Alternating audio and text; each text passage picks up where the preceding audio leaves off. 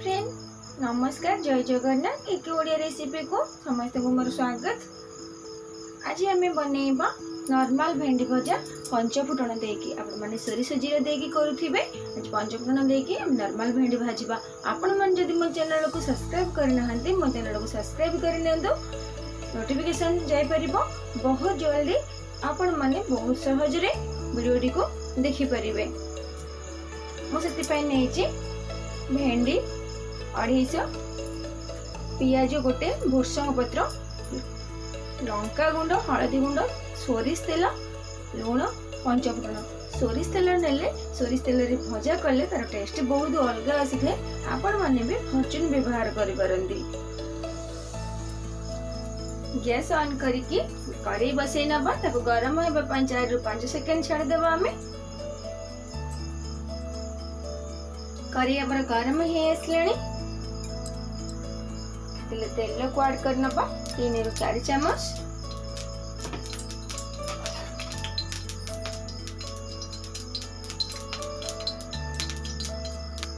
तेल हमर गरम हे आसलानी।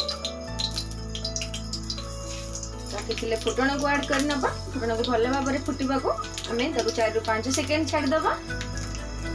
आपण माने भी पंचफुटन को स्किप करिके जीरा सोरिष नै परंती। पंचफुटन फुटी सारी रखिले भुर्संग पत्र, पियाज को ऐड कर नहीं भाजी दबा। पियाज भल भाव भाजी सारी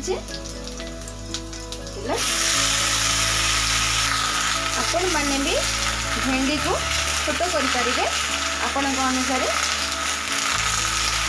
भेंडी सहित मिक्स हो सारी मेथड स्वाद अनुसार लुण ऐड करना।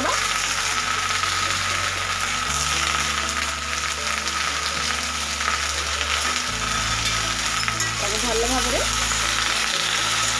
घाटी दबा।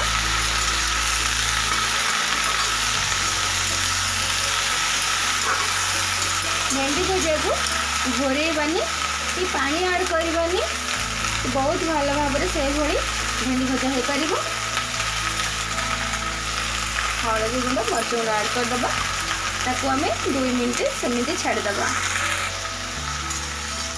मोर 1 मिनट बा 2 मिनट होसला पर ताको आम टिके नेउटे नबा।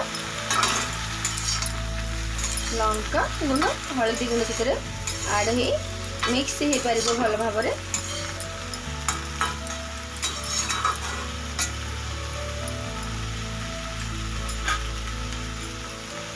टिके नरमी आसलानी, ताको भी आम 2 मिनट घोरै नबा।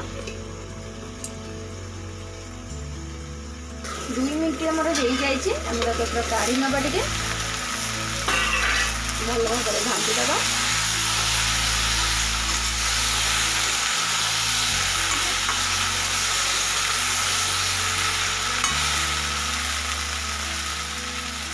आउ 2 मिनट छाड़दबा। से बहुत भल भाव नरम आस। 2 मिनट हो सारी घोरणी को काढ़ी नहीं। भेंडी आमर सीझी आसलानी, ताको आम एमती खोल छाड़ीदबा 1 मिनट। आमर बहुत सुंदर भाव हो जाए भेंडी भजा। प्लेट को काढ़ी नबा।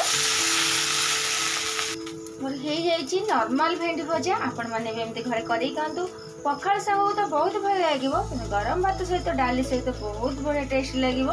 आपण मन जदि मो चैनल को सब्सक्राइब करना मो चैनल को सब्सक्राइब कर नियंतु, वीडियो को लाइक कमेंट शेयर कर नियंतु। मु पुणी नहीं आसीबी आपण मानक पई बहुत सहज रे बहुत कम समय रे न्यू वीडियो न्यू रेसिपी।